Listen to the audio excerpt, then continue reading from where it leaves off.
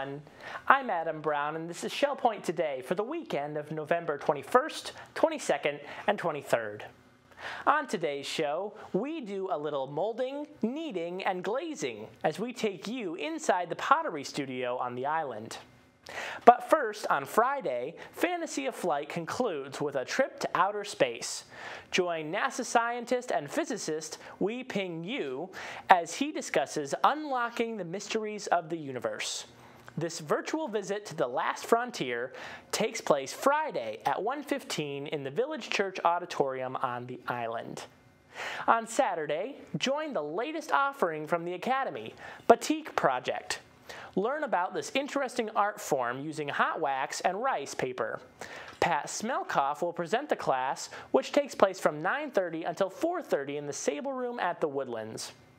The cost is $55, which includes all supplies. Sign-ups are required, and at the end of the day, you'll leave with a beautiful sunflower batik to frame. Another beautiful form of art is pottery. Using clay, artists work the thick material into various objects, which are then fired and hardened into ceramics. And you can take part in this centuries-old art form right here at Shell Point in the Pottery studio. Take a look. Come on in and let's take a look at our shop. We really like it in here. This is our home away from home. So we have people work in all different kinds of ways. Right here we have Jane Hanks, who makes the little holders that go on the refrigerator, and she's making some right there out of a slab of clay. Oh. And here we have a bunch of things that different people in the shop have made. Most people will recognize Augusta's beautiful flowers on the big pots. And then we have some people, this is Eleonora, who is a surface design person, and she does beautiful designs that way. That one is by Mike Klein. We make drums too. So, and here we have a former sculptor, and we are modelers in here. Sculptors sculpt out of marble. And this is Carl Sushi, and he is making a piece of clay like a sculptor would sculpt by carving it out of a block of clay. So he's new to us, but he does good work. And here we have our slab roller. We could take clay and put it through this slab roller, and it comes out just like pizza dough at the other side. And you can make it any thickness you want by adjusting this. Get it thinner and thinner until you get it down to the size you want to use. Well, that's much easier than a rolling pin. So, and here we have an extruder. Now with an extruder, you can put dies in here. You put the clay in here, and you push this down, and the clay comes out through the die, and you can get all different shapes. Long, thin tubes, or just long worms like spaghetti, or whatever you want. You choose it with the die. Here's where we put our things that are getting ready to be fired. And as you can see, we do some high firing with the glaze on them. But first they get bisque fired, and that's a low firing. And down there you see all the boxes with names on them. Well, when you buy your clay, we give you a box and put your name on it. And you pay $25 for your bag of clay, and that covers the cost of everything you're going to need in the shop. That covers your glazing, your firing, the use of all the tools, and all wonderful advice from the people who know everything. So that's good. Here are kilns, and we fire to 1850 degrees to bisque fire, but when we high fire, it goes up to 2200 degrees. Here's Eleonora. Eleonora's the one who does the wonderful textures and wonderful designs on the pots. And she's making a mold of a butterfly that she has here. Then the plaster mold, she'll be able to press clay in that mold come out with butterflies, paint them and put them in the butterfly garden, right? Yeah, I promised 10 of them to the butterfly. Yeah. So I have to make them. Yeah. And over here are our glazes. Here we have glazes, so we could just take, well, for instance, here's a little mouse.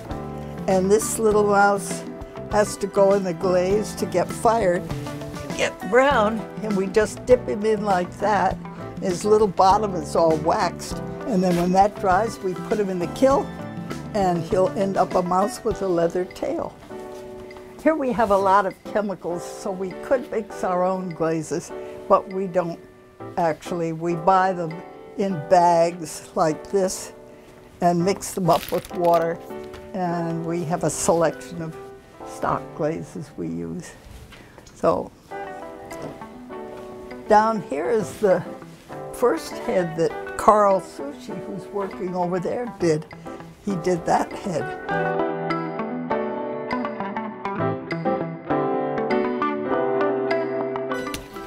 But the first thing we do is put the clay sort of in the middle.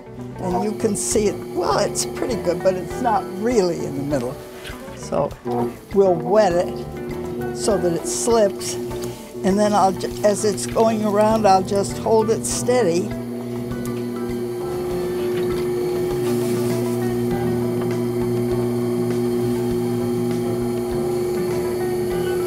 See, now it looks like it's standing still.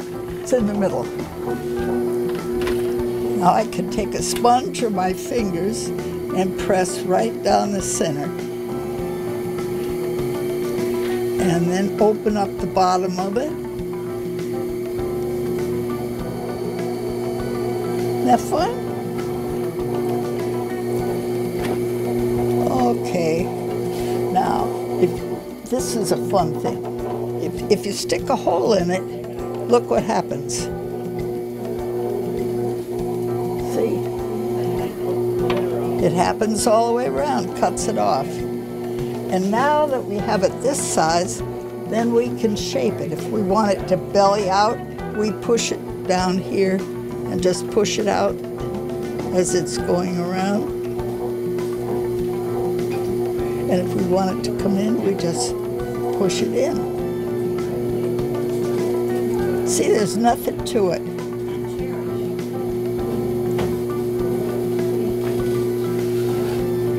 Now we have tools here.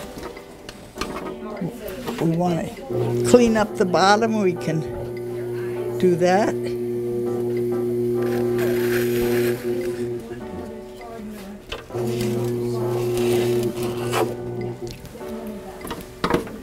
How about that? See, if you hold on, turn, there you go. Okay. Coming up, we're going to replay some of the best stories from earlier this week on Shell Point Today. But before we do that, let's cover all of this weekend's happenings, academy news, menus, and church news. Welcome, everybody, to the weekend edition of the Happenings segment of Shell Point TV. I'm Bev Chandler here with Caitlin Van Scoy, and we're going to go over the activities offered Friday, Saturday, and Sunday. We're going to start Friday morning out with 8 o'clock men's match play, doubles tennis at the Woodlands Tennis Courts. Then you'll find the stamp ministry in the stamp room of the island at 8:15. From 8:30 until 11:30, we have the Friday Marketplace going on in the administration courtyard. Don't forget to go over there and pick up some goodies. At 9:30, we have Canasta and Samba, the card game, played in the Woodlands. That's up on the second floor. Susie Q Boat goes out at 9:30. They're going to Pincher's Crab Shack at the Marina at Edison Ford. Sign up is required.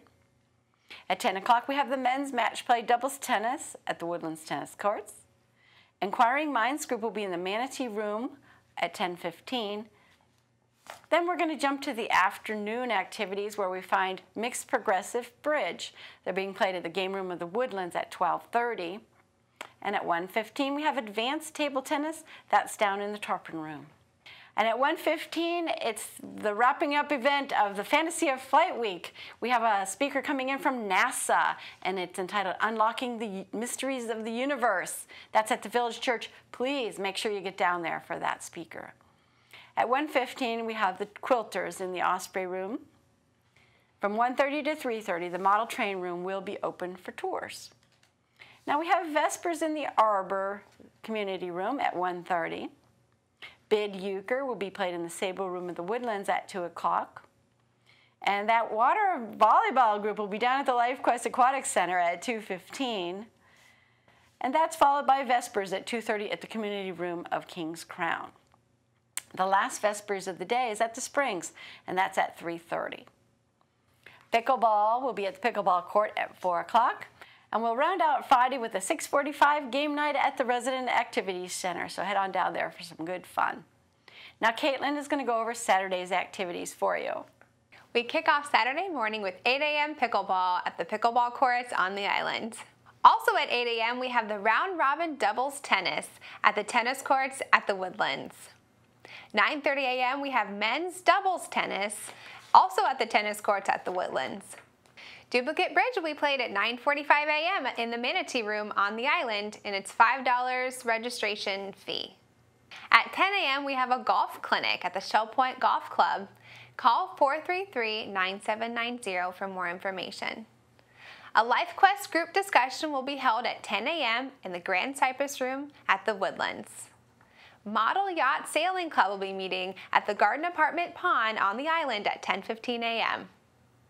We kick the afternoon off with 1 p.m. chess, the Library Lounge at the Resident Activity Center on the island. Scrabble will be played at 1:15 at the Library Lounge on the island. Also at 1:15 we have table tennis at the Tarpon Room down at the tunnel on the island. Basic line dancing will be meeting at the Health Club on the island at 3:15 p.m. Come on out for 6:30 duplicate bridge in the Manatee Room on the island, and please arrive by 6:15 p.m. And that wraps up our Saturday activities. Now we have activities Sunday as well, and we start out at 9 o'clock with Christian Life Studies in the Game Room of the Woodlands. You know, we also have Christian Life Studies at the Village Church, also at 9 o'clock. At 10 o'clock, we have our morning worship service at the Village Church. Now, that's also broadcast live on Shell Point TV, Channel 13, if you can't get to the church. And we wrap up the evening at 6:15 with our evening service at the Village Church. Well, Caitlin and I would like to wish you a wonderful weekend, and we'll see you back here next week. Hi, I'm Terry Kolath with your Academy information for the weekend. On Friday, November 21st at 10 o'clock, iPhone, iPod, Touch, and iPad digital photography continues in the Sable Room at the Woodlands. On Saturday, we have a new class, an all-day art workshop, Batik Project, with artist Pat Smelkoff in the Sable Room of the Woodlands. Sign up is required. Menus for your weekend. In the Crystal Room, the Crystal Platter on Friday is grilled tuna with fried rice and Asian vegetables. The dinner special is the seafood buffet for $15.95, and the soup of the day is New England clam chowder. In the Island Cafe for lunch on Friday, the special is a taco salad with fresh fruit for $7.25, and the dinner special is Chef's Choice for $8.25. Dinner specials on the Palm Grill on Friday are lamb chops for $22.95 or stuffed shrimp for $15.95. On Saturday, the Crystal Room is closed. In the Island Cafe for lunch on Saturday, the special is a barbecue beef sandwich with fries for $7.25, and the dinner special is pancetta pork chop with grilled polenta and green beans for $8.25. On Saturday in the Palm Grill, the dinner special is prime rib for $19.95. On Sundays, the Crystal Room features its Sunday brunch for $17.50. In the Island Cafe for lunch on Sunday, the special is a ham and BLT wrap for $7.25. The dinner special is Chef's Choice for $8.25, and the Palm Grill is closed on Sundays. All menus are available 24 hours a day at www.shellpoint.net. Greetings and welcome to Village Church Connections. I'm here with Pastor Andy Hawkins. And Andy, we are looking forward to the weekend as we always do. We do.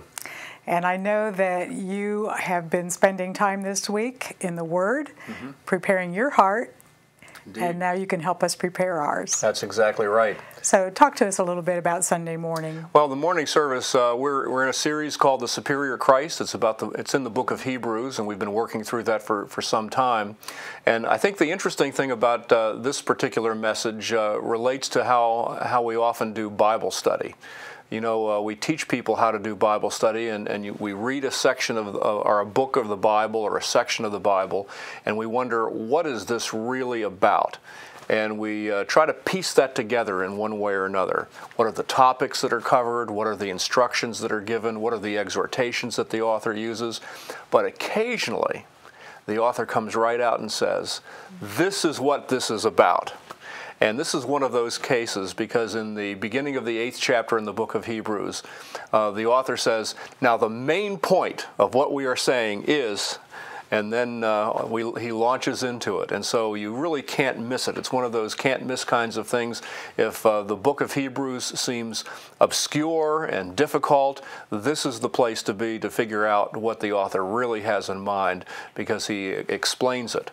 And no, I'm not going to explain it now, because I'm going to save something for people to be interested in when they actually come or watch on Shell Point Television to understand what the author of the book of Hebrews is driving at. So for those of us who do Bible study, we just sort of erupt with delight when we see the author come clean and say, now this is what I'm driving at. And he does that in the 8th It makes chapter. your job a little easier. It does make my job a little easier. So your title is The Main Point. The main point. Good, That's right. looking forward to that.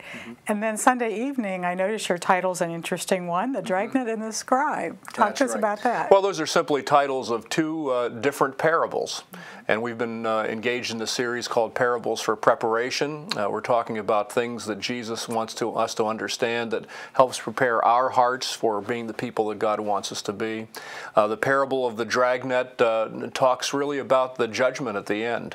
It speaks of what the fisherman does in casting a net and drawing in all kinds of creatures, some of which are keepers and some of which are meant to be cast aside.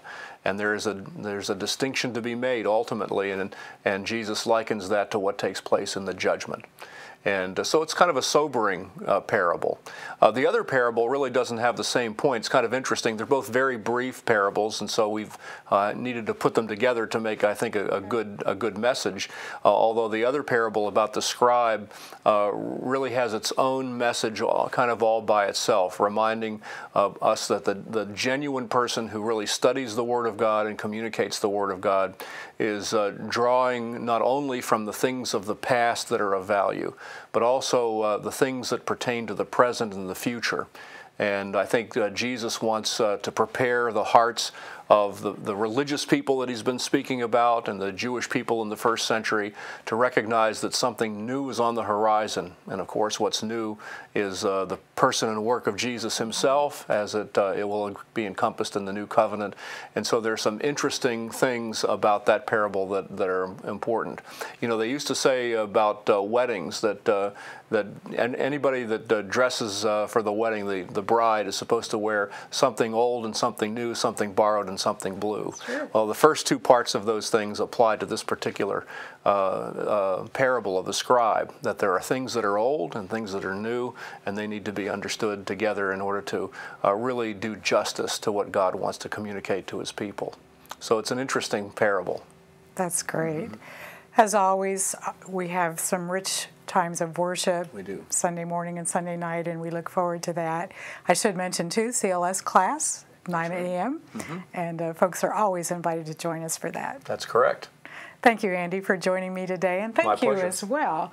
We invite you to join us Sunday, 9 a.m. for CLS class, 10:15 for Sunday morning worship, 6:15 for evening worship.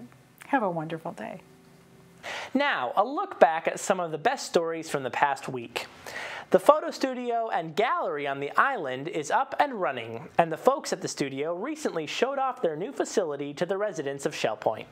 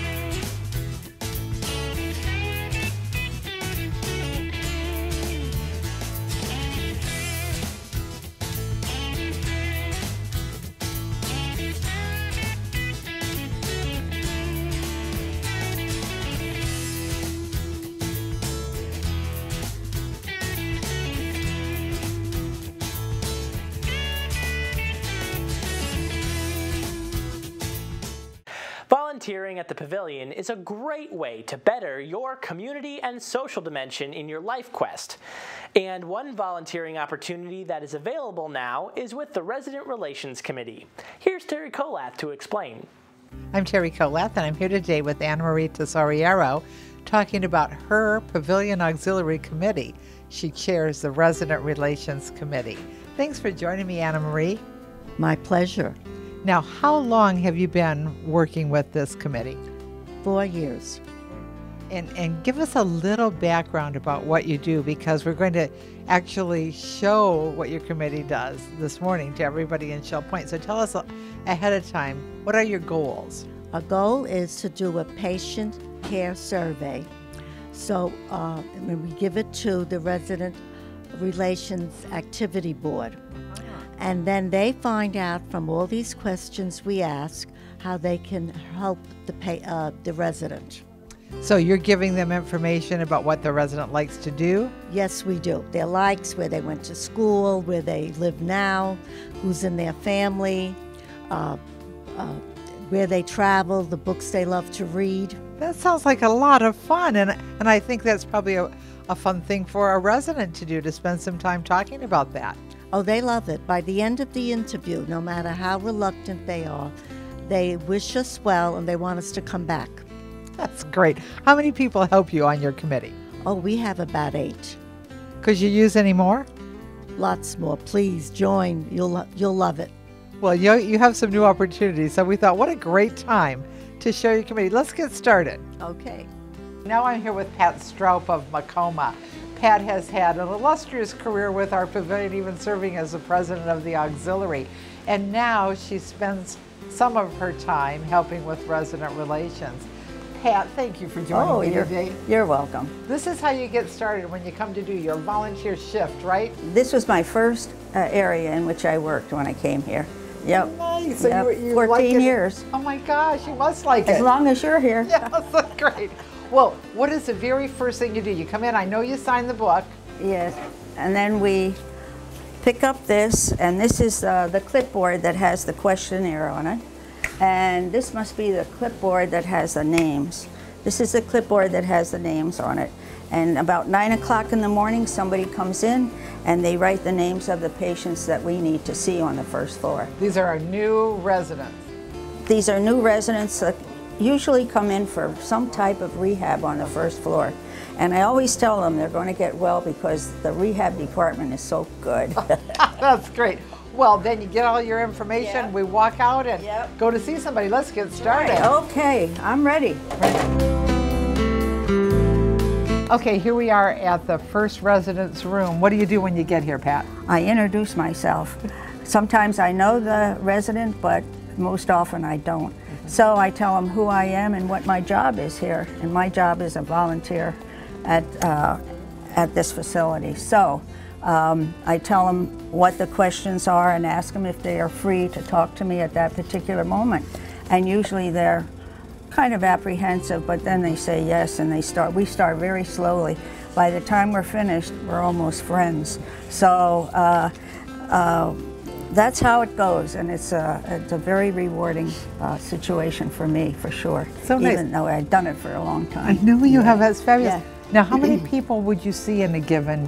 Do you come in once a week, or? I come in a couple of times a week sometimes when during the summer.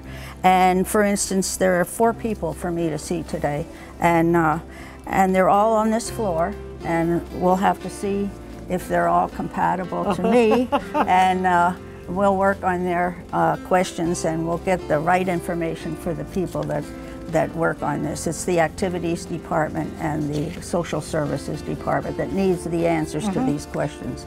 So that's how it goes, and Wonderful. it's fun. Thank you. Yep. All right, now you've seen what the committee does with resident relations, and you've been able to meet Anna Marie. Anna Marie, do you want to welcome some new people into your committee? Oh, please join us. Call me up if you want. I'm in the book, and I'll tell you all about it some more. So take a chance to come out and spend a little bit of time on a regular basis interviewing people who are moving in to the pavilion first floor for rehab. While the temperatures continue to drop up north, here at Shell Point, it's the perfect time to play some golf. And here with a tip on getting your golf game started right is Shell Point Golf Course Manager Gary Keating. Hi, my name is Gary Keating, golf professional, Shell Point Golf Club. We're going to talk about the driver today. The United States Golf Association has a couple rules with the driver. And number one is the length of the shaft. And the rules say it cannot be no longer than 4 feet. Also, cubic centimeters. Driver head is measured in what we call cubic centimeters. Let me get a little easier explanation on cubic centimeters. If we were to cut the top off the driver and put some water in there, cubic centimeters is how much water this particular driver would hold, which this one is 460 cc's. So that's how they measure the driver head. They can be no greater than 460, but they can be smaller. Once again, ball position, we're going to talk a little bit about the ball position. We mentioned just a little while ago how important the ball position is for the irons. It's also the same thing with a driver. Now, you must understand the whole object of a driver is to place the golf ball in the fairway. Okay, so we need control. So the big thing is when we swing a driver, myself personally, I will not swing the driver 100%. I will swing it about 75% of my speed. If we drive the golf ball good, generally in the fairway, and keep it out of the water hazards and the fairway bunkers, we generally can score better. So once again, I'm going to swing this club in just a second. I'm going to swing it about 75% of my power. When I do that, it allows the arms and the shaft to return back to its original position. If the golf ball goes to the right of the intended target, pretty simple fix, you've left the club face open to impact. Once again, check your timing, check your tempo first. If you're exceeding the speed limit that your body can to square the club up, let's slow everything down. So we'll get everything nice and smooth. The club will return back to its original position, and basically the golf ball will go straight again. If we get too fast, we could also hit what we call a hook or a pull hook. And the difference between a pull hook and a hook is basically they're going to start left and go left, and we don't have control. Once again, most of these errors are caused by basically trying to hit the golf ball too hard. So we're going to do a nice, soft, slow swing. And you'll see when I make a couple swings in a second, it doesn't really look like I'm working very hard. Although I'm generating enough energy in my golf swing to hit the golf ball 300 yards. Most amateurs and most players, they'll be hitting the golf ball about 210, 215, but it looks like they're trying to hit it 400 yards. So the biggest secret in golf is actually controlling the speed of the arms so we don't get too fast. If the arms get too fast, once again, the club face remains open, or we get it too close too fast and the ball goes left. So I'm going to hit a couple shots for you right now, and I want you to pay special attention to my timing and basically the speed of my arms. So I'm going to make 1 or 2 practice swings and try and get that nice flowing motion, okay? And then we'll hit a couple shots. So, nice couple practice swings.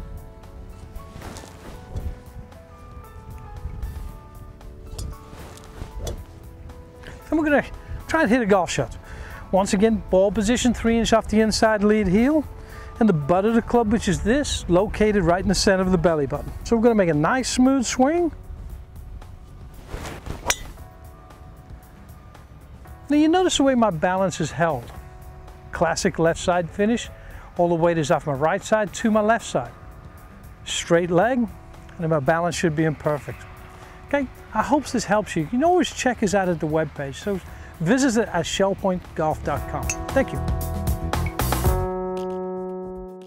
As part of our salute to Fantasy of Flight Week, we introduce you to resident Roger Olson of Oakmont, whose fondness of flying led to 2 rather unusual endeavors. Well, I guess my interest in aviation really began in 1967. I saw an issue of National Geographic that had an article on soaring, and I said, wow, that is too cool. Some friends knew I was interested, and they pointed this doctor out to me one day, and I told him my interest. He says, well, I've got a buddy, Doc Caudell. Doc Caudell and I agreed to buy a sailplane together. I'd never met him, and we bought a sailplane, and that's how I got into soaring. The sailplane we got was $4,000. And that was a used sailplane. It was wooden fabric. It was not very high performance. It had a glide ratio of about 30-to-1. That means if you're a mile high, have a glide ratio of 36-to-1, you can glide 36 miles on a flat glide without gaining any altitude. When somebody mentions a glider, they're generally talking about a sailplane, a real sleek aircraft with long wings. The wings will typically be anywhere from 50 to up to 90 feet long. And these long wing planes can get glide ratios of 60-to-1, which is just unheard of. And the other interesting thing is, well, you want the gliders or the sailplanes to be as light as possible so that when you hit thermals, you can climb in the rising air. Now, let me tell you what a thermal is, and you see them around here all the time. You see all these white puffy clouds with the dark bottoms? Well, each cloud is like a giant vacuum cleaner. There is a rising column of air going up into that cloud. And so we will seek out those rising columns of air and start circling. Whenever you see buzzards circling or any birds circling, they're in a thermal and they're gaining altitude. Now, when you take off in a sailplane, usually flying locally and you know you're going to land back at your home field. But when you go cross country, you've cut the strings with your home field and you don't know where you're going to land. And so it can really be an interesting experience. There's three ways that you can gain altitude in a sailplane. You can gain it in thermals, rising up. You can have a strong wind blowing against a ridge, pushing you up, and you can ride that ridge lift, or you can get in what they call a standing wave over a mountain. But today, with the high-performance sailplanes, almost anybody that gets in a high-performance sailplane can go 200-300 miles. All of these high-performance sailplanes can carry water ballast. You can put water in the wings. Some of them carry as much as 50 gallons of water. And they take off, and if the lift isn't as strong as they'd hoped for, they can jettison that water. But if the lift is strong, they keep the water, and that moves the performance curve over to a higher speed. You know, the standard performance curve might be optimum at 80 miles an hour. The water moves it to 100 miles an hour. And in a contest, these guys go around the triangle, they come back across the finish line.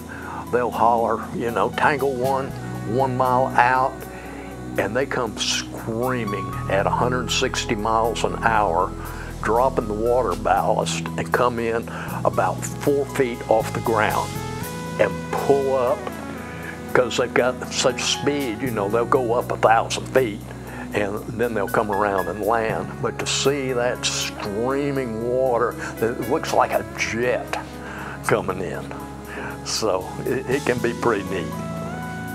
In the early 80s, we had a festival in East Tennessee called Fun Fest, and it was in its infancy, and the organizers came to me and asked me if I would organize a hot air balloon race. Didn't know anything about hot air ballooning, and we had talked the local TV station, NBC station, into sponsoring the balloon race. Well, we ended up recruiting 30 hot air balloons to come to Kingsport and fly. And that was really my first experience, and I decided that might be a lot of fun. And I also got to ride in a hot air balloon. So the guy at the TV station, old Sandy Kosach, he says, you know, we need a hot air balloon for the TV station. Can you make arrangements to get us one? And well, I became distributor for Adams Balloons, sold the TV station, their first balloon, and I think it cost $16,000. Today, that same balloon would probably cost maybe $40,000 or $50,000. But it was a beautiful balloon. And we learned to fly balloons. Me and another gentleman, we flew for the TV station. And in the basket, you have 4 propane fuel tanks. Each carries 10 gallons of fuel. And that'll be good for about a 2-3 hour flight. And that's what drives the balloon. Now, to get it inflated, you start out with this big fan. It's about a 5 horsepower motor with a small airplane prop on it that just blows air into this envelope. And it fills that envelope up pretty much with cold air. And then the pilot will light his burner and start putting the heat to it. And that envelope will just rise up off the ground. You don't have any sensation of movement in a hot air balloon. Once you put some heat in the envelope, the ground just seems to fall away from you. And because you're moving in the wind or the air, you don't feel a breeze at all unless you lift into a changing air mass. The wind changes directions quite radically as you change altitudes, particularly in the morning. And this is how you steer a balloon. You raise it up and you get a right turn. So you remember that altitude.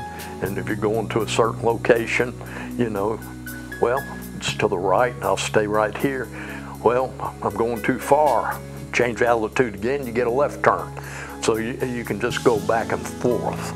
You're not going back to the place you took off from, usually, but you never know where you're going to land. And so you have to pick a safe landing spot. We're adrenaline junkies, whether you're in a sailplane or a hot air balloon. Just flying, no 2 flights are the same, and there are always situations where your piloting skill and knowledge has to be good. You got to use good common sense to keep yourself out of difficulty.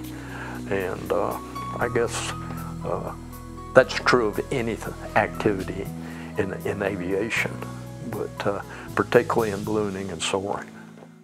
Everyone here at Shell Point is constantly on the go. It might be to swim, to play golf, or to work in the wood shop. And after a busy day, a relaxing massage might be in order. But will it benefit your aches and pains? Well, here's salon manager Robin Church. I'm Mary Franklin, here today with the Health Connection to talk about an upcoming program with Robin Church, the Salon and Spa Manager. She's going to be doing a presentation on massage magic. And Robin, a lot of us think of massages that it's just for fun or something to really treat ourselves, but there's really a lot of therapeutic positives, right? Yes, absolutely. It really is like a tune-up for the body. And the presentation is going to cover all of the different ways that massage can help you. Okay, and it's not just all about the muscles, right? It can also help with blood pressure and different things like that? Absolutely. It can help because you're relaxed. It will help lower the blood pressure. Also, it helps to with circulation to get the body flowing. Right. It helps to move the lymph fluid because the lymph system in your body is the only system that doesn't have a pump. So by massaging the body, you help to move that fluid and get rid of that old fluid so new fluid can replace it. And it's really important for when you come, I'm sure one of the things you'll talk about is you need to let your massage therapist know a little bit about you so they can give you the appropriate massage. Absolutely. We do have everyone fill out a form that gives us some background information. Also, the massage therapist will have a little consultation with you to see if you have any problem areas, because it's important that we know that up front when we're doing the massage, because they address it a little differently. Right. There really are these benefits, and we shouldn't think of it just as a selfish purchase, correct? Right, right. It's really for your overall health and wellness. It's great when you come out of physical therapy to talk with your therapist about maybe massage helping you, because it really is part of your health and wellness. A massage is progressive. So if you do a massage once a year, it's just going to help you for that limited couple of days. Right. But if you do a massage weekly or bi-weekly, each massage builds on the one before. Okay. So that's when you really see the benefits. Okay.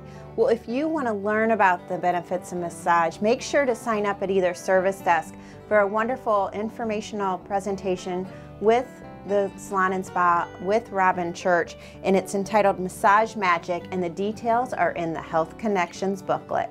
I'm Mary Franklin. Make it a happy and healthy day. As seasonal residents have been making their way back to the Sunshine State, you may have noticed the roads in and around Shell Point getting busy. And we're not just talking about more cars. Bikes, trikes, and golf carts are everywhere, and so is potential danger. Here's Dora Robbins with some tips on how to stay safe. Hi, I'm Dora Robbins from Resort Services, and I serve on the Shell Point Safety Committee. In today's Let's Talk Safety, I'll address bicycle, tricycle, and golf cart safety, and what you can do to keep us all safe as we travel throughout Shell Point. I'll also explain how your safety practices can have a major impact on all of us. First, bicycles and golf carts are legally considered vehicles on the roadways, and it's important to obey rules of the road. When riding a bicycle or driving a golf cart, always ride on the right side with the flow of traffic. Always use hand signals when making a turn. Always yield to pedestrians. If you're riding at night, make sure you have proper lighting, a light in the front and reflectors on the back.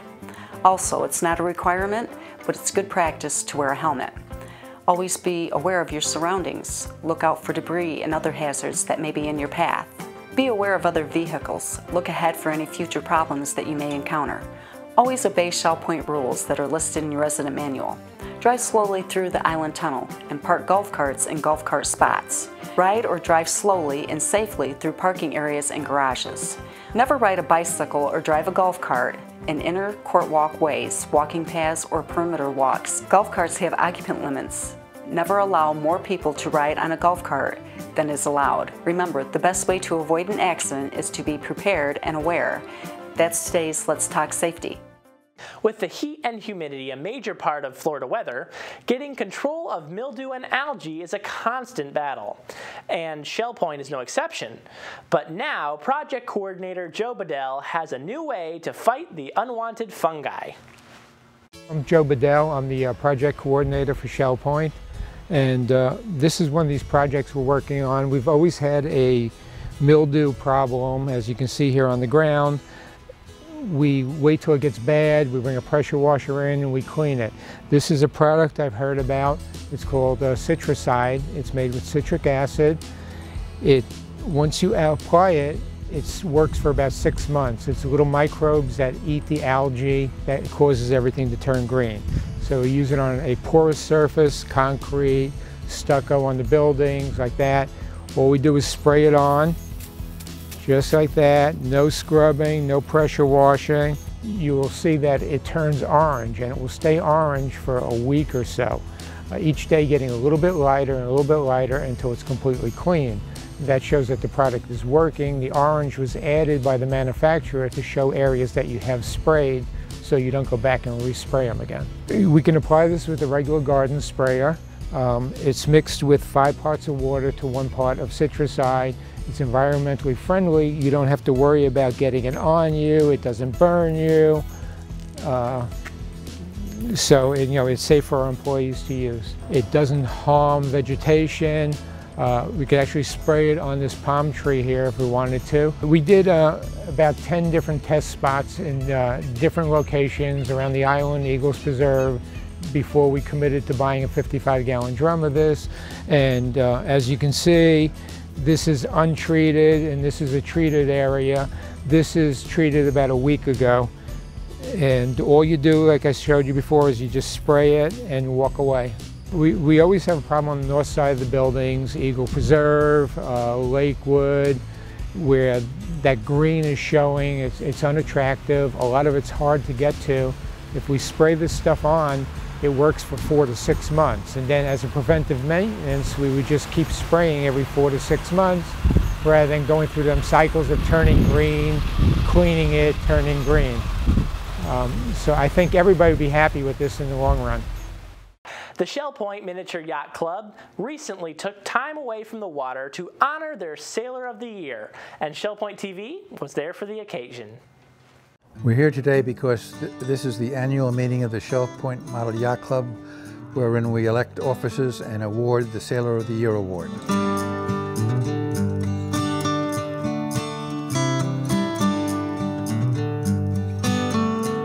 We're awarding the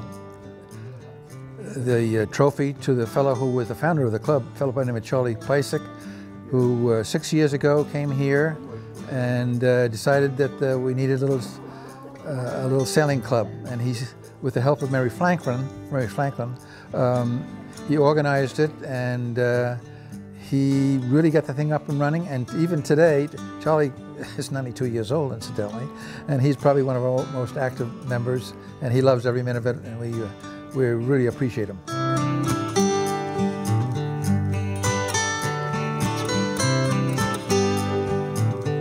Charlie is a mainstay of the club. He fixes our boats, he solves all sorts of problems for us, and he's almost always here, so we felt that he really deserved it. He also donated this as an award to be given to beginner sailors, so we've sort of changed the whole way of giving it and doing this today.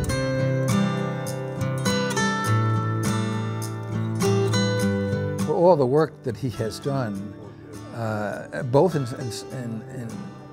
setting it up initially, and today if anybody gets in trouble with their boat, Charlie will say, bring your boat over to my place and we'll work on it together. And he's really very good about that. If you were to walk into his unit over there on the island, it looks like a small shipyard. He's got boat parts all over the place, and he's got several extra boats, so he's really into it.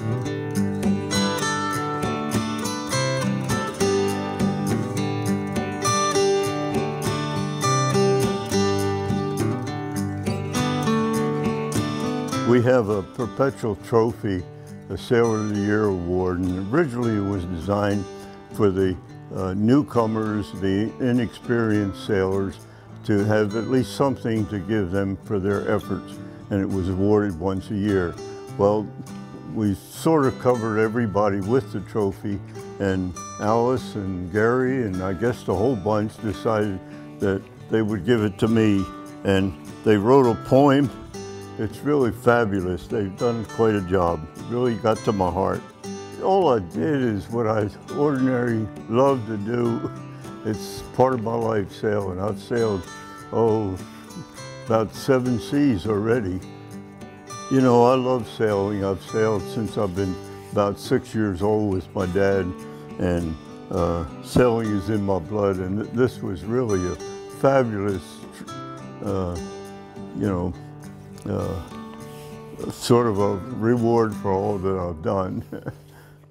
The medical staff and facilities here at Shell Point are second to none, and recently a new member of the medical team began seeing patients at the Arbor. Here's more now on Dr. Valerie Sabadesh. I'm Dr. Sabadesh, and I'm here in Shell Point. I'm practicing neurology for about 15 years, and I'm very glad to be here in Florida and join your group. I was trained in 2 fellowships. Most recent was behavioral neurology geriatric fellowship at the University of California, Los Angeles, where I had very good education in terms of the management of dementia and behavioral conditions. Also, I had the training in the fellowship for clinical neurophysiology, epilepsy, in University of Chicago. I did my residency in Springfield, Illinois. I work with a neurology specialist group, and here in Shell Point we provide management of wide range of medical neurological conditions. Among those, particularly, we manage dementia, any neurological problems, including peripheral and central nervous system. So practicing for last couple of weeks, probably close to months in Shell Point, I see patients with different forms of neurological problems, including behavioral disorders, as I said, dementia, also a lot of movement disorder problem, back pain, neck pain. Those are conditions that are commonly seen, and different approaches. So we trying to look at the problem and treat these conditions from neurology point of view, trying to prevent any surgical intervention as we can. And we're having good, I think, results, and at least what I hear by now, feedback. By now, practicing in this particular place, what I like, the people are very knowledgeable here. The patient comes with good questions, a lot of information, and we trying to address all their questions, all their concerns, especially many of those concerns come from the family members. Many of them want to know that calling us from other states and so on, so I'm very often on the phone answering the questions for the family. So, and I really like the idea to work in this environment and communicate with the people, and as I said, environment is quite impressive. I think the main idea of us, and I think it's a privilege for us to be here, to provide care locally here for the patient, not to move outside, and having best possible care locally. Of course, additional services, when we need to use those, we ask our patients to come outside. Mainly this is imaging procedures or tests that require more specific technology, a point like EEG and nerve conduction studies, so I will ask our patients come to see us outside. But to tell the truth, it's not the main point. As I said, we try to provide care here locally with all sources we can. I see patients here in Shell Point Arbor Clinic on Fridays every week. Also, I take appointments in Pavilion, and other time, if of course we need to see patients outside, it will be other days of the week. For any questions regarding the schedule and related to medical condition for my patients, of course, I recommend to contact our office. In the area of my interest, including behavioral neurology, neuropsychology, geriatric neurology, epilepsy, movement disorders, peripheral nervous system, and management of spinal pathology. Those conditions are welcome, and I will be glad to help patients if any questions and they need help. Ladies, Shell Point Salon Manager Robin Church has a great new product that'll keep you looking your best. Hi, my name is Robin Church, and I'm here at the salon at Shell Point, and I have another great Mirabella product to tell you about. This is their cream to powder makeup. It goes on like a powder with a little sponge, but it's actually moist. It's actually a cream. So it goes on really easy. So for that active person that maybe you're getting out of the pool and you just want to put a nice little layer of foundation on just to spruce up your skin tone, this is a great choice. It's not oily, it's not greasy, and it's not too heavy and thick. So it's really a nice, light alternative. If you'd like any more information about the Mirabella makeup, I'd be happy to go over anything that you need with you, and we can come up with just the right shades for you. We also have a wonderful 10-hour lipstick. This is a vinyl color, and this stays on really, really well. But it doesn't dry out your lips like a lot of extended wear lip color does. So again, if you'd like to check this out, just let us know and we'll go over what colors are best for you. All right, thank you and have a wonderful day. Well, that about does it for this week. We're glad you joined us for our show. Tune in again next week for more news and stories from around your community. Until then, this is ShellPoint Today for the weekend of November 21st, 22nd, and 23rd. I'm Adam Brown, and for all of us here at ShellPoint TV, we hope you have a great weekend. We'll see you back here on Monday.